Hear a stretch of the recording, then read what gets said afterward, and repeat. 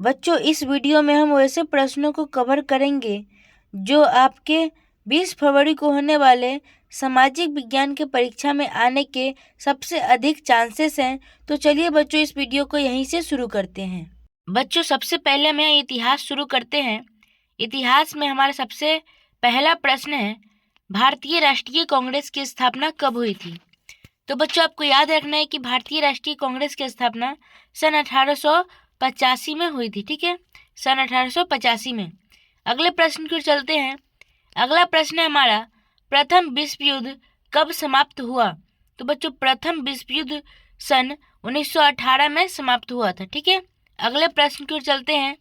अगला प्रश्न है हमारा, गांधी जी ने असहयोग आंदोलन कब शुरू किया था? तो बच्चों आपको याद रखना है कि गांधी जी ने असहयोग आंदोलन सन 1920 में शुरू किया था। ठीक है, अगले प्रश्न की ओर चलते हैं। अगला प्रश्न है, जालियांवाला बाग हत्याकांड किस वर्ष हुआ था? तो बच्चों जालियांवाला बाग सन 1919 में हुआ था, 13 अप्रैल को। ठीक है, ये भी आपको याद रखना है। अगले प्रश्न की ओर चलते हैं। अगला प्रश्न है, भारत छोड़ो आंदोलन कब शुरू हुआ था? तो बच्चों भारत छोड़ो आंदोलन सन 1942 में शुरू हुआ था। ठीक है, अगले प्रश्न की ओर चलते हैं। अगला प्रश्न है हमारा, साइमन कमीशन भारत कब आया था? तो बच्चों साइमन कमीशन सन 1928 में भारत आया था। ठीक है, अगले प्रश्न की ओर चलते हैं। अगला प्रश्न है, सुभाष चंद्र बोस ने आजाद हिंद फौज कब बनाई? तो बच्चों सुभाष चंद्र बोस ने आजाद हिंद फौज की गठन सन 1943 में किया था। ठीक है, अगर आपको हमारी वीडियो पसंद आ रही है तो हमारे वीडियो को शेयर कीजिए और वीडियो को लाइक कीजिए बच्चों। ठीक है, प्रश्न अगला है, महात्मा गांधी ने नमक सत्याग्रह कब शुरू किया था? तो बच्चों महात्मा गांधी ने नमक सत्याग्रह की शुरुआत सन 1930 में की थी। ठीक है, अगले प्रश्न की ओर चलते हैं। भारतीय संविधान को कब लागू किया गया था? तो बच्चों भारतीय संविधान को 26 जनवरी सन 1950 को लागू किया गया था। इस दिन को गणतंत्र दिवस के रूप में मनाया जाता है, यह भी आपको याद रखना है। अगले प्रश्न की ओर चलते हैं। अगला प्रश्न है, भारत का विभाजन किस योजना के तहत हुआ था? तो बच्चों भारत का विभाजन माउंट बेल योजना के तहत हुआ था। कौन से? माउंट बेल योजना। ठीक है, अगले प्रश्न की ओर चलते हैं। अब हम भूगोल पढ़ेंगे।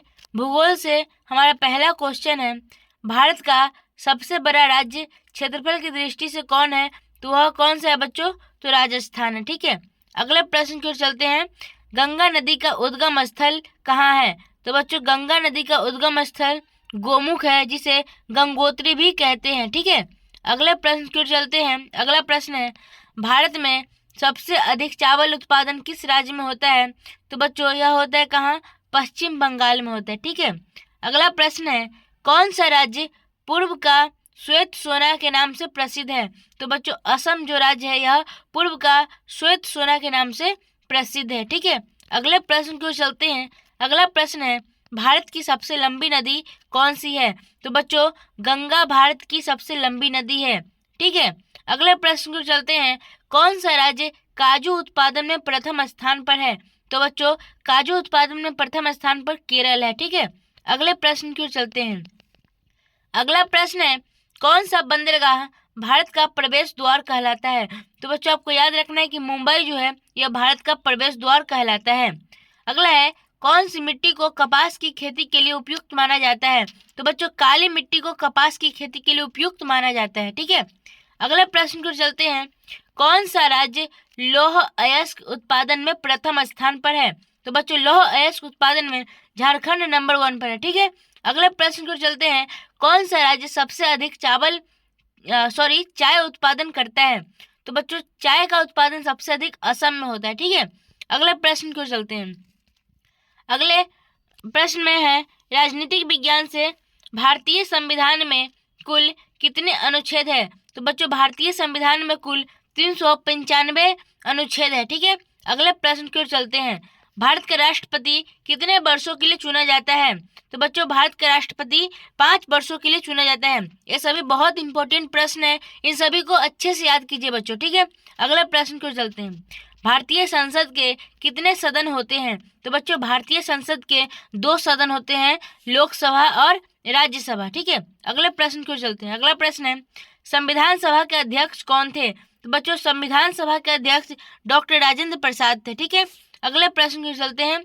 भारत के प्रथम राष्ट्रपति कौन थे? तो भारत के प्रथम राष्ट्रपति भी कौन थे? तो डॉक्टर राजेंद्र प्रसाद थे। ठीक है, वर्तमान में भारत में कुल कितने उच्च न्यायालय हैं? तो बच्चों भारत में कुल अभी वर्तमान में 25 उच्च न्यायालय हैं। ठीक है, अगला प्रश्न है, पंचायती राज व्यवस्था का प्रथम प्रयोग भारत में कहाँ हुआ था? तो यह बच्चों राजस्थान में हुआ था। कहाँ हुआ था? राजस्थान में। अगला प्रश्न है, संविधान के अनुसार भारत को क्या घोषित किया गया है? तो बच्चों भारत को समाजवादी, पंथ निरपेक्ष और लोकतांत्रिक गणराज्य घोषित किया गया है। ठीक है, अगला प्रश्न है, भारत के प्रधानमंत्री कौन होते हैं? तो बच्चों भारत के प्रधानमंत्री सरकार के प्रमुख होते हैं। जो सरकार में होते हैं उनके प्रमुख क्या बनते हैं?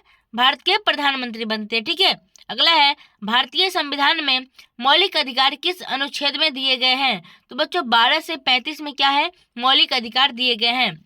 आगे चलते हैं, अर्थशास्त्र से प्रश्न आ रहा है कि भारत की अर्थव्यवस्था किस प्रकार की है? तो बच्चों भारत की अर्थव्यवस्था मिश्रित अर्थव्यवस्था, यह आपको याद रखना है। आगे की ओर चलते हैं, भारत में पहली पंचवर्षीय योजना कब लागू हुई थी? तो भारत में पहली पंचवर्षीय योजना सन 1951 में, जिस समय गणतंत्र घोषित हुआ था उसके बाद से लागू हुआ था। ठीक है, आगे की ओर चलते हैं, भारत में सबसे ज्यादा रोजगार किस श्रेणी में मिलता है, या किस क्षेत्र में मिलता है? तो बच्चों यह किस क्षेत्र में मिलता है? कृषि क्षेत्र में मिलता है। ठीक है, ग्रामीण क्षेत्रों में गरीबी उन्मूलन के लिए कौन सी योजनाएं चलाई गई थी? तो बच्चों कौन सी योजना चलाई गई है? तो मनरेगा नाम की योजना चलाई गई है। ठीक है, आगे की ओर चलते हैं, भारतीय रिजर्व बैंक की स्थापना कब हुई थी? तो बच्चों यह भी एक प्रश्न है कि भारतीय रिजर्व बैंक की स्थापना सन 1935 में हुई थी। आगे की ओर चलते हैं, भारत में बैंक नोट कौन जारी करता है? तो बच्चों कौन सा बैंक है जो नोट को जारी करता है? तो यह कौन सा बैंक है? भारतीय रिजर्व बैंक जारी करता है। ठीक है, आगे प्रश्न की ओर चलते हैं, राष्ट्रीय आय की गणना कौन करता है? तो बच्चों राष्ट्रीय आय की गणना कौन करता है? केंद्रीय सांख्यिकी संगठन करता है। ठीक है, आगे की ओर चलते हैं, भारत में कौन सा कर प्रत्यक्ष कर कहलाता है? तो बच्चों आयकर जो होता है यह प्रत्यक्ष कर कहलाता है। अगले प्रश्न को चलते हैं, मुद्रास्फीति किसे कहा जाता है? तो बच्चों मुद्रास्फीति वस्तुओं की कीमत में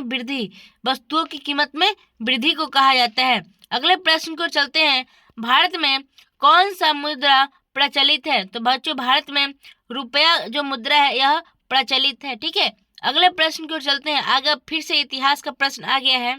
तो बच्चों भारतीय राष्ट्रीय कांग्रेस का पहला अधिवेशन कहाँ हुआ था? तो बच्चों भारतीय राष्ट्रीय कांग्रेस का पहला अधिवेशन मुंबई में हुआ था। कहाँ हुआ था?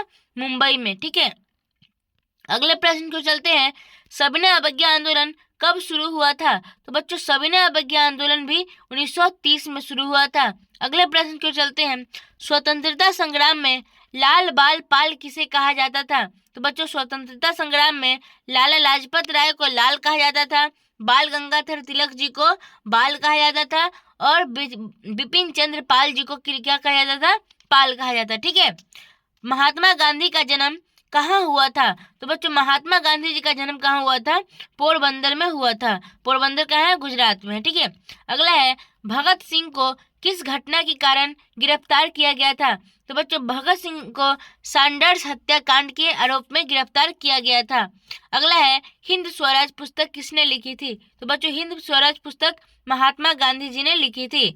अगले प्रश्न की ओर चलते हैं, अगला प्रश्न है, भारत की आजादी के समय ब्रिटेन के प्रधानमंत्री कौन थे? तो बच्चों भारत की आजादी के समय ब्रिटेन के प्रधानमंत्री क्लीमेंट एटली थे। क्लीमेंट एटली।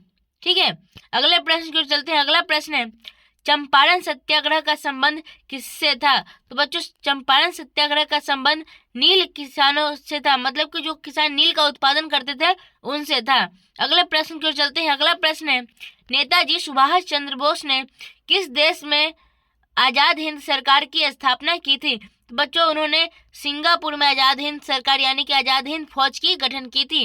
आगे प्रश्न की चलते हैं, किस आंदोलन के दौरान गांधी जी ने करो या मरो का नारा दिया था? तो बच्चों भारत छोड़ो आंदोलन के दौरान गांधी जी ने करो या मरो का नारा दिया था। अब बच्चों यहाँ से भूगोल शुरू होती है। तो बच्चों भूगोल से पहला प्रश्न है, भारत की सबसे ऊंची चोटी कौन सी है? तो बच्चों भारत की सबसे ऊंची चोटी कंचनजंगा है। ठीक है, अगले प्रश्न को चलते हैं। अगला प्रश्न है, भारत का दक्षिण सिरा कौन सा है? तो बच्चों भारत का दक्षिण सिरा कन्याकुमारी है। ठीक है, अगले प्रश्न को चलते हैं। अगला प्रश्न है, विश्व की सबसे लंबी नदी कौन सी है? तो बच्चों विश्व की सबसे लंबी नदी नील नदी है। यह भी आपको याद रखना है बच्चों, ये सभी इंपॉर्टेंट प्रश्न, इसलिए इन सभी प्रश्नों को अच्छे से याद कर लीजिएगा। अगले प्रश्न को चलते हैं, किस प्रकार की मिट्टी में कपास की खेती सबसे अधिक होती है? बच्चों काली मिट्टी में कपास की खेती सबसे अच्छी होती है। ठीक है, अगले प्रश्न को चलते हैं, कौन सा शहर गुलाबी नगरी के नाम से जाना जाता है? तो बच्चों जयपुर शहर जो है यह पिंक सिटी के नाम से यानी कि गुलाबी नगरी के नाम से जाना जाता है। भारत में कौन सा बंदरगाह सबसे बड़ा है? तो बच्चों मुंबई का जो बंदरगाह है यह सबसे बड़ा है। ठीक है, अगले प्रश्न को चलते हैं, कौन सी नदी बंगाल का शोक कहलाती है? तो बच्चों दामोदर नदी बंगाल का शोक कहलाती है। ठीक है, अगले प्रश्न की ओर चलते हैं, सतपुड़ा और विंध्य पर्वत श्रेणियां किस राज्य में फैली हुई है? तो बच्चों यह मध्य प्रदेश और महाराष्ट्र में फैली हुई है। अगले प्रश्न को चलते हैं, सबसे अधिक कॉफी उत्पादन वाला राज्य कौन सा है? तो बच्चों कर्नाटक में सबसे अधिक कॉफी का उत्पादन होता है। ठीक है, अगले प्रश्न को चलते हैं, कौन सा राज्य सर्वाधिक गेहूं उत्पादन करता है? तो बच्चों सबसे अधिक गेहूं कहाँ उगता है? उत्तर प्रदेश में। बच्चों अगर आपको हमारी वीडियो पसंद आ रही है तो वीडियो को लाइक कीजिए, अपने दोस्तों के साथ भी शेयर कीजिए और चैनल को सब्सक्राइब कीजिए। ठीक है, अगले प्रश्न को चलते हैं। अब से यहाँ राजनीतिक विज्ञान शुरू हो गया है। इससे पहला प्रश्न है, भारत में कितने प्रकार की न्यायपालिका है? तो बच्चों भारत में 3 प्रकार की न्यायपालिका है। अगले प्रश्न को चलते हैं, भारतीय संविधान का मसौदा तैयार करने वाली समिति के अध्यक्ष कौन थे? तो बच्चों डॉक्टर भीमराव अंबेडकर जी इस समिति के अध्यक्ष थे। ठीक है, अगले प्रश्न को चलते हैं, भारत का सर्वोच्च न्यायालय कहाँ स्थित है? तो बच्चों भारत का सर्वोच्च न्यायालय नई दिल्ली में स्थित है। ठीक है, अगले प्रश्न को चलते हैं, राज्यसभा के सदस्यों का कार्यकाल कितने वर्षों का होता है? तो बच्चों यह 6 वर्षों का होता है। ठीक है, अगले प्रश्न को चलते हैं, भारतीय संविधान को कितने वर्षों में तैयार किया गया था? तो बच्चों यह 2 वर्ष 11 महीना और 18 दिन में तैयार किया गया था। अगला प्रश्न है, संविधान के किस अनुच्छेद में आपातकाल की घोषणा का प्रावधान है? तो बच्चों यह अनुच्छेद 352 में है। ठीक है, अगले प्रश्न को चलते हैं। अगला प्रश्न है, भारतीय संसद के कितने सदन होते हैं? तो बच्चों भारतीय संसद के 2 सदन होते हैं। ठीक है, अगले प्रश्न को चलते हैं। अगला प्रश्न है, भारत का राष्ट्रीय चिन्ह किसने लिया गया था यानी कि किससे लिया गया था? तो बच्चों सारनाथ स्थित अशोक स्तंभ से लिया गया था। ठीक है, अगले प्रश्न को चलते हैं, भारतीय राष्ट्रीय ध्वज में कितने रंग होते हैं? तो बच्चों भारतीय राष्ट्रीय ध्वज में 3 रंग होते हैं। ठीक है, अगले प्रश्न को चलते हैं, भारत के राष्ट्रपति का चुनाव कौन कराता है? बच्चों भारत के राष्ट्रपति का चुनाव कौन करता है? संसद और राज्य विधानमंडल करता है। ठीक है, अब यहाँ से बच्चों अर्थशास्त्र शुरू हो गया है। अर्थशास्त्र से पहला प्रश्न है, भारतीय अर्थव्यवस्था किस प्रकार की अर्थव्यवस्था है? तो बच्चों मिश्रित अर्थव्यवस्था है। अगला प्रश्न है, सबसे अधिक रोजगार देने वाला क्षेत्र कौन सा है? बच्चों कृषि क्षेत्र में सबसे अधिक रोजगार है। अगले प्रश्न को चलते हैं, ग्रामीण क्षेत्रों के लिए सरकार की सबसे महत्वपूर्ण योजना कौन सी है? तो बच्चों मनरेगा सबसे महत्वपूर्ण योजना है। बच्चों कुछ क्वेश्चंस आपको लग रहे हो कि रिपीट है, तो बच्चों इसको इग्नोर कीजिएगा, इन सभी प्रश्नों को आप याद भी कर लीजिएगा। ठीक है, भारत की सबसे बड़ी सार्वजनिक बैंक कौन सी है? बच्चों सबसे बड़ी सार्वजनिक बैंक भारतीय स्टेट बैंक है। ठीक है, अगले प्रश्न को चलते हैं, मुद्रास्फीति का अर्थ क्या है? तो बच्चों वस्तुओं की कीमतों में वृद्धि है। अगले प्रश्न को चलते हैं, भारत की पहली पंचवर्षीय योजना कब लागू हुई थी? तो बच्चों यह 1951 से 1956 में लागू हुई थी। बच्चों सकल घरेलू उत्पाद यानी कि जीडीपी किसका मापदंड है? तो बच्चों किसी देश की कुछ उत्पादन और कुल उत्पादन और सेवाओं का यह मापदंड है। अगले प्रश्न को चलते हैं। अगला प्रश्न है, सकल घरेलू उत्पाद की गणना कितने समय में की जाती है? तो बच्चों यह वार्षिक रूप से की जाती है। ठीक है, अगले प्रश्न को चलते हैं। अगला प्रश्न है, भारत में सबसे अधिक विदेशी मुद्रा किस क्षेत्र से प्राप्त होती है? तो बच्चों आईटी और सेवा क्षेत्र से यह सबसे अधिक प्राप्त होती है विदेशी मुद्रा। ठीक है, अच्छा हमारा अंतिम प्रश्न है, भारत में गरीबी रेखा का निर्धारण किस आधार पर किया जाता है? तो बच्चों भारत में गरीबी रेखा का निर्धारण न्यूनतम उपभोग आवश्यकता के आधार पर किया जाता है। ठीक है, तो बच्चों, ये थे आपके संपूर्ण सामाजिक विज्ञान से 20 फरवरी को होने वाले सामाजिक विज्ञान की परीक्षा के लिए इम्पोर्टेंट प्रश्न। बच्चों, अगर आपको हमारी वीडियो पसंद आई हो तो हमारी वीडियो को लाइक कीजिए, अपने दोस्तों के साथ शेयर कीजिए और चैनल पर नए हैं तो चैनल को सब्सक्राइब कर लीजिए। चलिए मिलते हैं अगले वीडियो में, तब तक के लिए अपना ख्याल रखें। पूरा वीडियो देखने के लिए आपका बहुत बहुत धन्यवाद।